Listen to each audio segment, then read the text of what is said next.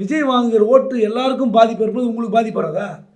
இந்த வாக்கு வித்தியாசத்தில் அதிகமாக சேதாரம் அடையக்கூடிய கட்சி நாம் தமிழர் கட்சி.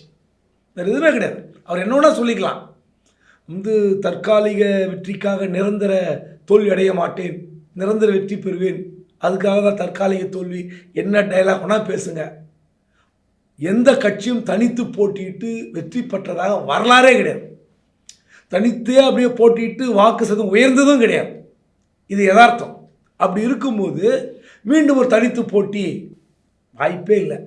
ஏனென்றால் அவருடைய மனைவி கயல்விழி தெளிவாக இருக்கிறார்.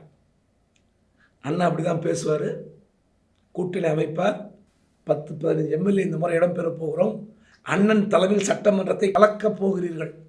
யார்? அவருடைய மனைவி கயல்விழி. எனவே தனித்து போட்டி என்ற இந்த அறிவிப்பில் ஜெயிக்க போவது சீமானா அவருடைய மனைவி கயல்விழியான்றது நமக்கு தெரியாது.